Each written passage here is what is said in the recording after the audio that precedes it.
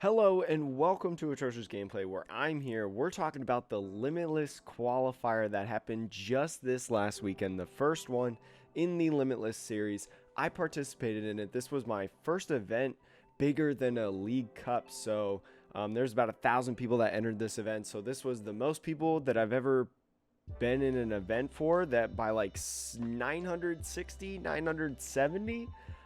So I was really in it to get the experience. I didn't expect to do super well. My goal was to hit at least 500, so a 7-7 record, which I think is a really good starting point for a newer player like me that has some experience playing. I play just about every day over at twitch.tv/atrociousgameplay, but I've been playing less than a year and I haven't been to a regional yet.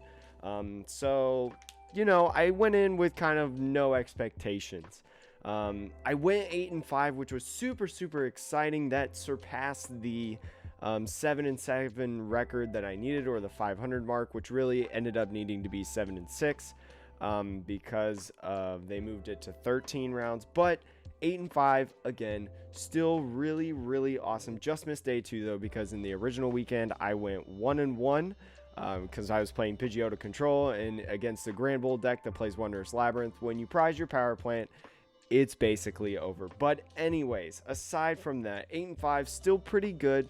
I played ReshiZard, so a mixture of Stefan, Ivanhoff, and Azul's lists that they made leading up to the event. And I'm super proud of what I did, as I mentioned earlier. But looking at the list, rewatching the matchups, rewatching the gameplay footage that I had, I already know of some improvements that I can make to the deck in terms of adjusting to the meta, and then also some gameplay errors that I made that I think you guys are going to want to see and learn from. So, without further ado, let's jump right into the deck list and look at it. So here we are with the ReshiZard deck list. Stefan, Ivanhoff, Azul, GG were kind of the two people that kind of morphed this deck together for me. We kind of took a little bit from both people on this list, but it's pretty cool in my opinion. It's very consistent in getting the Volcanion start with the ReshiZard Flare starter, because you have plenty of search options. You have Quick Ball to help find your Pokemon. You have a Tag Call in there, so then you can also grab a Cynthia and Caitlyn if you want. Green's Acceleration to help find the things like Quick Ball or Tag Call, which is really nice. If you have to, you can Welder one of your energies onto the Volcanion to accelerate, maybe draw into the ReshiZard or like the Quick Ball or the Tag Call in there. And then also you have other ways to dig, whether that's Pokegear, you have Heat Factory over here. So a lot of different options to be able to help you find everything that you need turn 1 consistently. I found out that this was very consistent of a deck. You didn't have to welder every turn. There was a lot of times where I would actually greens exploration if I was already set up because of something like trying to be aggressive. You know, maybe I had one custom catcher in the hand, but the greens was able to find me a second one to gust something up and take a quick knockout with, whether that's the Double Blaze GX, just a Flare Strike. You know, maybe sometimes you want to limit their search options, or maybe against a Malamar, you know, you whack a Malamar real quick with a High Heat Blast, which actually is super great. Sometimes High Heat Blast was a great attack to use in the matches that I played. Or maybe even a Reset Stamp. You know, you're facing a mill deck or something that likes to get their hand real big and set up. Well, you just go say Reset Stamp and then they go down. You play 3 of them. So it's really nice. A lot of stadium options in this list. Heat Factory to dig a little bit. Lysander Labs, that is your way to beat things like Jirachi and stuff, or things that maybe they're playing Big Charm.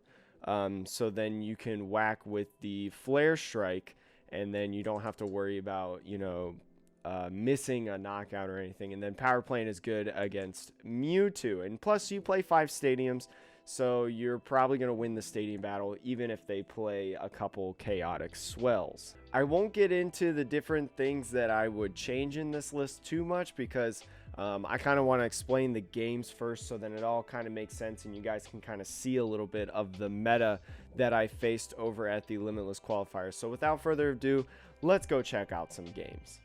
So what I'm going to be doing is I'm going to be kind of skipping round 1 because my opponent just blatantly did not show up. So we're just going to move straight into round 2.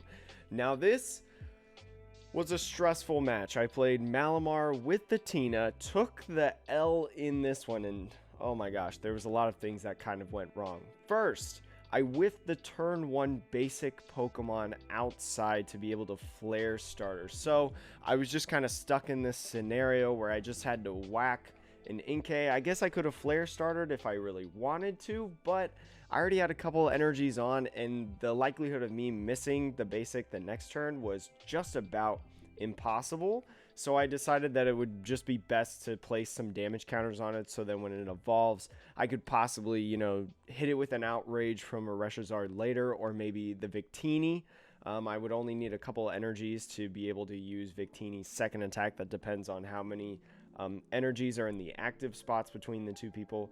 And yeah, I mean, I just thought the whack with Volcanion was better. It's not very nice though. But what I also should have done is in this moment, I should have been able to throw labs out, because I don't know why I didn't throw out a stadium to change it, especially with Lysander's labs, because that forces them to have a switch. The Jirachi, you know, I took a knockout that turn, so the Jirachi would have come up, and then they would have had to commit a switch, which I didn't look. I looked earlier, so I was able to see when I was watching back in the VOD, but they were down 3 switches. They were down 3 switches at the time, so having them find a switch in that game at that point was super, super unlikely, and I could have gotten another free knockout, but that wouldn't have mattered. But the one thing that does matter is this exact moment. They threw down the Calamitous Slash, missed the knockout by just a couple damage counters. And I have no idea why, but for some reason, I decided that it would be better to switch instead of just clicking Outrage.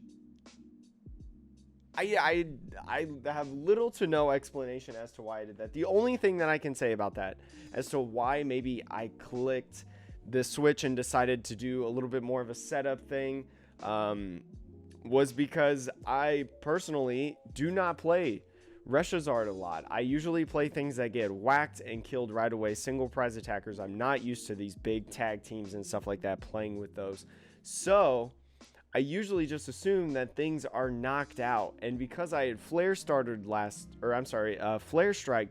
turn, I didn't realize that I had an option to attack. Outrage is very often overlooked when people are playing Greenzard decks, and that is definitely something that you do not want to overlook. So I will tell you guys right now that this image right here currently sits as my computer background, and I will never forget this moment, and I will never forget about that Outrage again, because as you can see, I had 3 prizes left. I literally would have won the game. Case in point. Now let's move on to round 3. So third round, I kind of played it, but I didn't really play. This guy had a Volcanion in his list, in his Snorlax VMAX list, while we were playing, but he didn't have it in the deck list that was submitted to Arcanine Labs. So, judge, my opponent has an illegal deck list, and so I got the dub over there, 2-1 at that point. And then we went to Pikarom, which was an absolute slaughter fest. I got smacked by Pikarom. So, my opponent won the coin flip, looked at my deck list, decided, hey, you know what? Let's make this guy go first, because that's how you beat this deck in terms of against Pikarom. So I went first, sad enough, and so I had to lead off with ReshiZard. It was not ideal at all, but I had to lead off with ReshiZard. Couldn't start Volcanion. And they ended up getting the full blitz turn 1, so that sucked. And then all of a sudden they got the Tag Bolt turn 2 to take the knockout, because their turn 1 full blitz was on my ReshiZard. So literally there was nothing that I could do. There was nothing that I could do to change that matchup. I didn't win the coin flip, so I didn't determine who went first or second. I literally had to start ReshiZard. It was just bad. It was just bad. Props to my opponent, though. He did make some really good plays in terms of sequencing. He had really good sequencing on that to be able to make that all happen. So kudos to him. Great player. It's awesome that, you know, seeing and recognizing what my deck is, being able to say oh, I should go second in this, and it will work out pretty well probably. So props to him for seeing that. I will kind of talk about like being able to see your opponent's deck list before the match anyways, at the end of the video, but it's not anything crazy. But either way, I took the L, so I'm 2-2 at that point. Fifth round, my opponent didn't show up. So he was playing, he or she, they were playing the Goons. The Goons is a bad matchup in my opinion. Yes, I have a lot of gusting effects, but gusting doesn't last forever. So I don't know if I would have won the Goons matchup. That's a very difficult one to have. So, yeah, free win there. Anyways, going on to the next round, I played against Cinderace, the Cinderace that Azul, I believe, made. So I'm playing against Cinderace, and if you do not know, Omastar is huge in this matchup. I know that they don't play many reboots. They depend on the evolution with rare candy. So that's an item card. So Omastar, absolutely clutch. The goal is you want to get Omastar down as soon as possible. Thankfully, in the beginning turns, I was able to be aggressive, especially at the points where I decided to greens instead of welder, because I was aware that ReshiZard, you know, doesn't need 6 energies. It's likely that they were going to be able to get a whack on ReshiZard, so like that would be enough to power up an outrage, but I'm able to get at least 3 turns with knocking stuff out, everything, because they don't play anything that has super high HP like a tag team GX. So I would be able to Flare Strike, GX, Flare Strike, and then probably at that point I would have been whacked by one Cinderace, so I could have just outraged from then on. So I was just about able to take a KO every turn.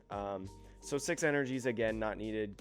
Omastar, again, clutch. Once I didn't even really get the Omastar down, to be honest, very long in the game. I was able to gust up the reboot early and kind of just stay ahead. I think my opponent had a little bit of a slower start, but I was able to continuously gust things because I was able to greens a little bit earlier than I thought because I didn't need so many energies. So I think this deck has a super high advantage against a deck like Cinderace. Now, round 7, ADP Zacian, one of the most popular decks from the event. And it included Pan, so that makes it a little bit harder because then I can't just whack a Zacian with a Volcanion.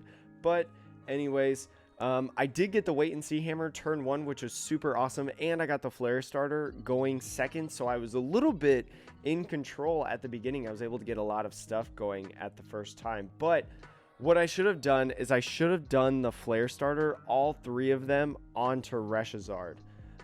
That way I know that I could get all the energies onto it. That way I know, I mean, plus if I get the 6 right away, so like if I put all 3 Flare Starters on the ReshiZard and then Welder onto it, plus an attachment the very next turn, then I would have been able to knock out the Arceus Dialga Palkia, take 3 prizes there, and then that could have favored the trade up a little bit. But also looking at it, I feel like I should have gotten more fire energies from some of the greens that I had.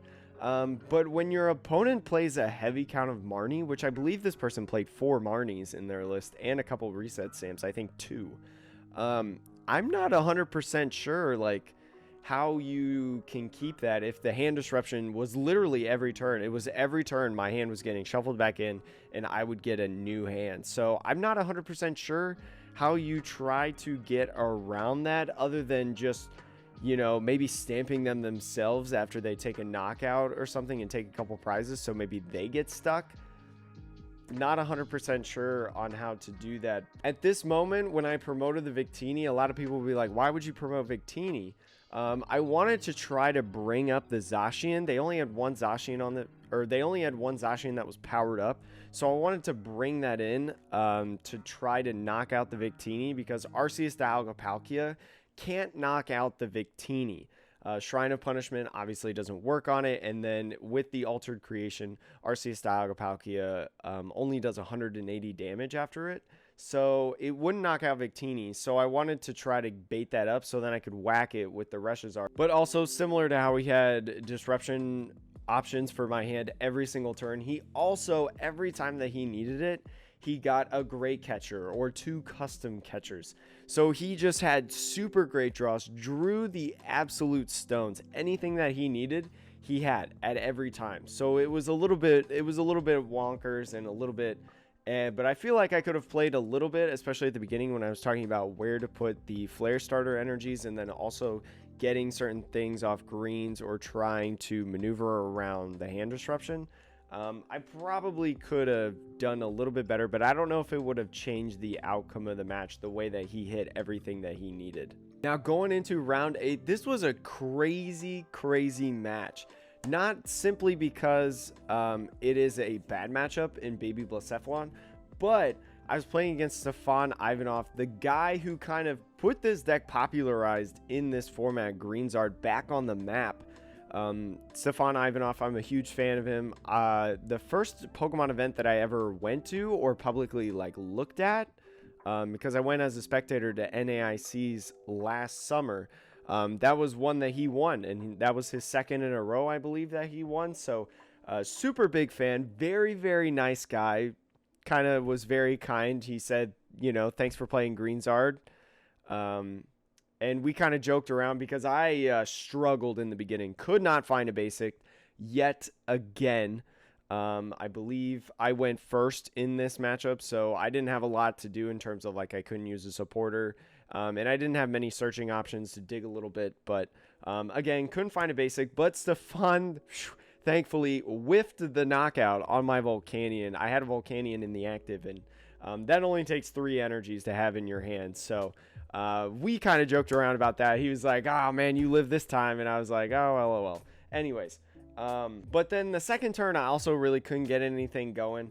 I did get a little bit of stuff going on, but he was just so far ahead at that point after that first turn that he whiffed. He was able to do so much that he was able to combo again and do so many great things. His comboing was great. Sequencing was really good, going into that double Jirachi as well. So I'm honored to be blown out by someone that I respect so much in the trading card game.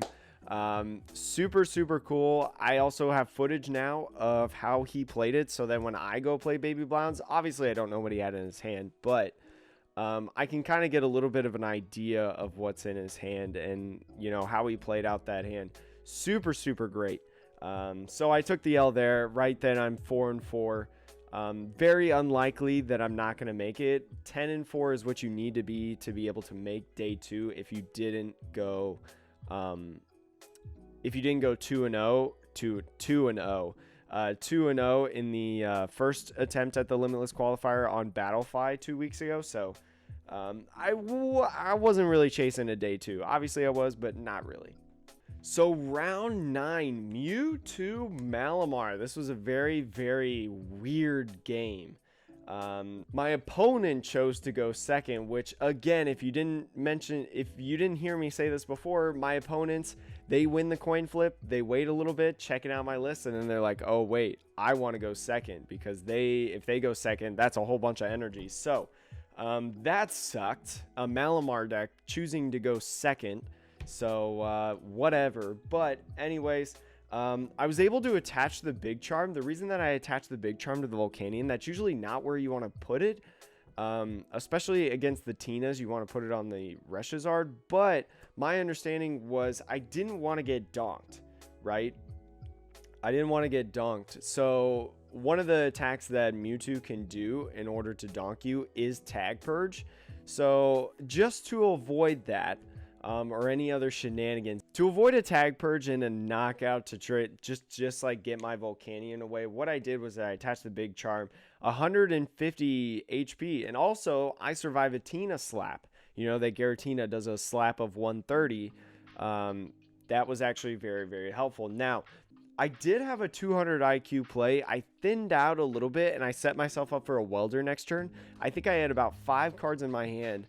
4 of them were energies and then another trainer card. And so he went with a Poltergeist on my Charizard, but only found 2 trainers, Welder and then my other trainer. So that kind of got in his head a little bit about the Poltergeist, thinking about the amount of energies that I had in my hand, the number of times that I've Weldered. And so Because of that, he decided to night watch when I had like 9 cards in hand. I had just knocked out a Mewtwo, pulled like all 3 of my prizes were trainers. But he decided to use Night Watch, which was awesome because I survived. I had a ton of damage counters on me. I believe I had 250 or 260 on me, which is just short of a knockout on my ReshiZard. And so all I had to do was just boom, outrage. I knocked out 2 Mewtwo's in a row. I basically just psyched my opponent out, which I'm actually like super proud of. But I think a more experienced player would have thought like, okay, 9 cards in your hand, you have about 200 health left, so that means I only need 4 of those to be trainer cards. I would have taken that bet, to be honest. If I was the Mewtwo Malamar player, I would have taken that bet on the Poltergeist if my opponent has 9 in hand. But you know what? We get the dub. We're still alive. 5 and 4. Still alive, still alive, still alive. So round 10, even though my opponent actually disconnected mid-game, they were playing Macargo Mill, so it was a little bit of a more rogue Macargo. It had things like Ninetales in it. So I'm very interested on how that would have played out if we were able to play something like that out. This was the point in where they mentioned on Limitless that you had to go 9 and 4 to be able to make it. They ended up cutting back to 13 rounds because in the very beginning they were having a little bit of trouble. Smash GG had a small crash. It was a little bit slow with all the influx of players. I think they also had like an 800 person Smash Ultimate tournament, so they had a lot of traffic on their site, but they were able to get that fixed after like round 2 or 3. So anyways, I was like, oh my gosh, I only have 3 more rounds left then, and I only need 3 more wins instead of 4. I really only need 3. So I was like, I was kind of feeling a little confident on being able to hit all those in a row. But then I played what was possibly the most surprising deck of the tournament, the Sleeping Slugs, the Macargo Mareep Mill combo. Absolutely cool deck. I got slaughtered. That's just the fact. I didn't start Victini. I had Victini V in my hand and I had the opportunity to start it. So I think that would have been better to start because then, I mean, they're not doing damage counters on me. But then I could Victini and use that attack. A lot of times they had like Mareep in the active. ReshiZard misses that with an outrage, but a Victini with 2 energies on it, the same energy cost, can do 60 damage, which knocks out the Mareep. So that would have been really, really nice to be able to do. I don't think it would have mattered, though, the way that the game ended up playing out.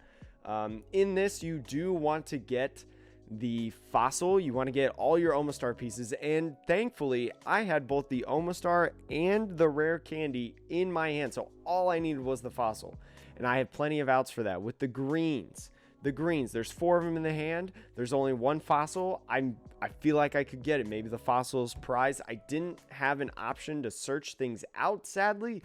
And plus, you want to stick with what your attacker is against a mill deck. You would just want to stick with what the first one is usually, and then just leave it at that, so then you don't mill yourself out or take more cards away, because the more cards you take away from your deck and put them in your hand, the faster that they get to mill and beat you. So that was very interesting, but I kid you not, like one of the first Belelbas that this person played discarded the fossil. It was absolutely absurd. I never saw greens till like probably the last 20 cards left. I finally saw one of my 4 greens that were in the deck, and it was just super, super sad. But credit to the player, he did knock me out of day 2 contention, but I'm super happy that I got to see this list in action. I'm super happy that I kind of learned a little bit in the matchup about, you know, maybe this would have been a better starter, but especially since I was constantly asleep, I couldn't really even attack. So it's just a super great deck, a super, super strong deck. You need a lot of switching options to be able to beat that one, in my opinion. So now I'm just playing for pride at this point, trying to get my personal goal of being above 500 and going until either A, you know, the day 1 is over after the 13th round, or B, they just stopped pairing me with people. So the deck that I played round 2, it was a pretty spicy ReshiZard list. It was very, very interesting. Had things like Charizard Breaks in it. It had a lot of differences than what like my list had, which I thought was kind of cool. I did get to play the Wait and See Hammer first because I was the one who went second in this match. So the Wait and See Hammer was actually really, really nice. They had a small hand, so I figured they didn't have the welder and energies because they couldn't use a supporter as well turn 1. So with their small hand, I just felt like, you know, the Wait and See Hammer's fine. The custom catchers were actually really, really nice because then I was able to chip off damage to the Charizard Breaks in towards the beginning with the high heat blast. So I was able to do a little bit of 110, a little bit of 110, a little bit of 110. I was actually like really, really ahead in this. Big mistake that I made in this is that I evolved the Omastar before the Pokegear for the greens. I was going to Pokegear for the greens to be able to get some stuff and take a knockout, but I evolved the Omastar first. So bad sequencing error. Again, another thing that we could have that we could improve on as a general overall player, remembering that, but it didn't matter at the end of the day in this matchup. I ended up taking an easy win over this opponent to move me to 7-5 and basically guarantee myself above 500, which I'm super proud of actually. And in the final matchup, Cincino Mill. Now this is a deck that I think I struggle against really, but again, super shout outs to Deadly B that gave me the advice on how to beat mill decks with ReshiZard and everybody else in chat. But I believe it was Deadly B that was the specific person who mentioned it. But Deadly B said, when you're playing against mill, I think I alluded to this earlier, you just put up whoever you have up front and just attack with that. Just attack with that. So I stuck with my starter Volcanion and was attacking, and it ended up working for a little bit. But later in the match, I ended up switching to Victini. Because when they started to Oranguru, I really was like, I don't want to hit you 2 straight turns to be able to take a knockout. I want to take prizes as fast as possible. So what I did was I switched into Victini, and that was actually really nice because if you get 3 energies on Victini, you take knockouts on Cincinos and Orangurus with just 3 energies usually. So the Cincino, because of Victini's attack, it depends on the both active Pokemon's amount of energies. 3 energies on my Victini does 90, which knocks out a Cincino, but against an Oranguru has 120 HP. So usually when they promote Oranguru, they have to attach an energy because they're trying to resource management at that time. So then that's 4 energies on both active Pokemons, which does 120 damage. So Victini honestly is the ideal starter in this matchup and the ideal attacker that you want to use. Just because of that versatility. Also, I'm not gonna lie, having Stamp in this matchup is super good. I thankfully had Stamp at the very beginning of this match. I believe I even had it on my opening hand, and so when they don't play any hand disruption, that's just pretty good for me, being able to have that. So I just waited and I waited. I had nothing to lose in this match.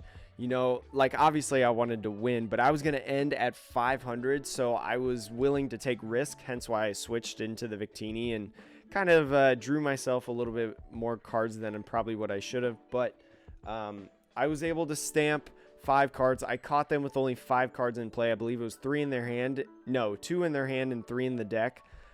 So the stamp, you know, decked them out, said GG's. I don't believe either of us were going to be able to make it to day 2. Although if my opponent was going to make day 2 and wanted to say, hey, you know, like, do you have a possibility of making day 2? No, I don't have a possibility of making day 2. If they had told me that, hey, you know, I'm going to make day 2 if I win, maybe I would have scooped just out of kind hearts so then they could play in the day 2 event. But they didn't seem like they were going to, so I just kind of played it out for the rest of the time.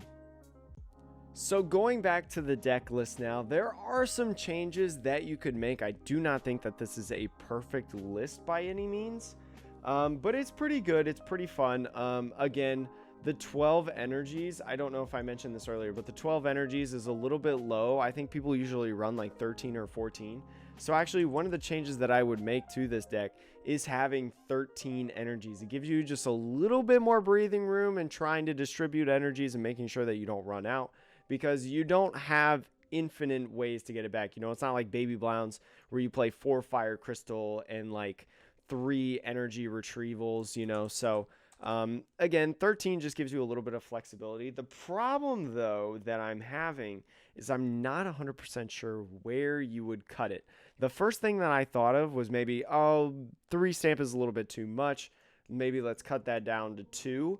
But with mill being so prevalent in the event itself, if you just look at the top 8, you know, there's so much mill in there. And you look at day 2, it was the second popular deck, I believe, and that is only just mill.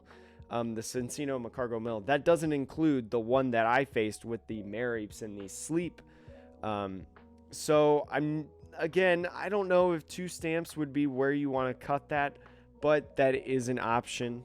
The other thing that I would say is I personally would have wanted another switch option, especially when you talk about the mill, because you never know, maybe that can make the difference between, you know, 1 prize left and 0 prizes left, especially again because mill was so prevalent. I think mill really dominated because not a lot of people were teched really against it. I think a lot of people were more preparing for like Baby Browns, ADP Zacian. So mill, again, super dominant, doesn't really have super auto losses against an ADP, or unless an ADP deck is really like teched out against mill. But some things you could do, I was thinking maybe even a Mallow and Lana you could use. You could take out the Cynthia and Caitlyn and then put in the Mallow and Lana in its place. So then you can still utilize something like the tag call to be able to get that supporter very quickly. Or instead, if you wanted to keep your Cynthia and Caitlyn, because that is a supporter that can help you get back Welder or Greens because you don't have something like a Pal Pad, what you can do is you could actually maybe cut a stamp, move this down to 2, go Mallow, Lana, and you don't even have to use Mallow and Lana. I just did that. You could even use a switch. You could bring this up to 3 switches instead if you don't want a Mallow and Lana. But I said Mallow and Lana because sometimes I was a little bit afraid. Like you get enough damage on your ReshiZard that you can hit big numbers with Outrage, but you can't take a knockout with it. So I think that Mallow and Lana may be a good idea, so then you can kind of heal off some of that damage and then be able to go in with, maybe if you haven't done your Flare Strike GX Flare Strike combo yet, you can start on that before you even think about outraging. So those are maybe some options that I would look into in testing. But personally, looking at this entire event, I would not play ReshiZard at the next Limitless Qualifier. And I mentioned this a couple times. The ability for your opponent to look at your deck list before the coin flip even happens is kind of a big deal when it comes to this deck. If you're playing a deck that doesn't matter about going first or second, you're totally cool with your opponent seeing your deck list, right? When you get to high level matches, so like your top 8 at a regional or something, people are going to know pretty much what your 60 cards are, especially when you talk about your cheeky techs and stuff like that. So I don't think that Arcanine Labs and Limitless allowing people to see the deck list is that big of a deal. I mean, I was able to catch an opponent cheating. So honestly, like, I'm pretty okay with being able to see the list, but you have to recognize when you're picking a deck as well that, like, hey, my opponent can see my list. They're going to decide, hey, let's make them go first. Make them have a super slow start and make it harder for them to build up those 6 energies, so then we have a little bit more time to build what the opponent wants to do. So that just kind of sucked. That just kind of sucked, especially because the evolution decks I faced, I'm pretty sure every time I faced an evolution deck, they won the coin flip and they chose to go second, which if you're an evolution deck, why? Other from that. But I understand there's no real better way. There was like 1,000 people in it, so having a moderator do deck checks and things like that kind of for all 1,000 people is just it's just kind of wacky. But I personally have tossed around some ideas of what they could do for the next Limitless Qualifier in terms of this situation, but honestly, like what I mentioned earlier with being at a high level event, especially towards the latter rounds and you get to like the top cut and stuff, people are going to know what you're playing. People are going to know a lot of the stuff that you have in your list. So I don't think that part really matters. I think a lot of the things that need to be worked on is how they're doing like the matchups in terms of like, especially day 2. I know a lot of people were complaining about how they did matchups in day 2 and things like resistance kind of came into play. Because I know someone, there was a Grand Bowl player, I can't remember his name off the top of my head, I'll put it down at the lower part of the screen, but he went 7-0 on day 2. He went undefeated, perfect record, but he didn't make the top 8 because he started day 2 at 8-5. So I kind of think that's a little bit of an issue personally. If you go undefeated, I feel like you should probably be in the top 8. But then again, I don't have too much experience in the regional. Take that with a grain of salt. But I hope you enjoyed this deck profile of ReshiZard from the Rookie Report atrocious gameplay recap of events. We will have more coming soon. I just played in this event this weekend. I did not compete in the DataZard Open like where the Ninja video was, but I do plan on competing in other events. I have 2 or 3 different options that I could go to that I haven't mentioned before, whether that's my local league, JW's events over at Flex Daddy Righteous that you can go to, NeilPie, the NeilPie Open events. Those are very competitive to what I understand. So yeah, maybe we'll go check out those sometime. Oh wait, before I say bye, we're gonna be opening Rebel Clash stuff on stream. So I think the video will be out before I open. But I've got some boosters here as EXP rewards. You guys can open these boosters up, Rebel Clash boosters, through just watching us on Twitch. It's completely free to watch. And then this pre-release kit, we're going to be doing a vote in the Discord about when we're going to open this. So hopefully this video comes out either Monday or Tuesday of this week. And then I'll try to have the pre-release kit after Tuesday. So then you guys that are coming over from YouTube for the first time can watch this opened up. But again, thank you so much for watching. As always, remember we're not very good at video games or card games, but we have a fun time doing it. We're learning and we're continuously getting better, chat. I'm very, very happy about my performance. This video is probably way too long, so I won't spend any more time plugging things, but go check us out, twitch.tv/atrociousgameplay. Bye! See you in the next video.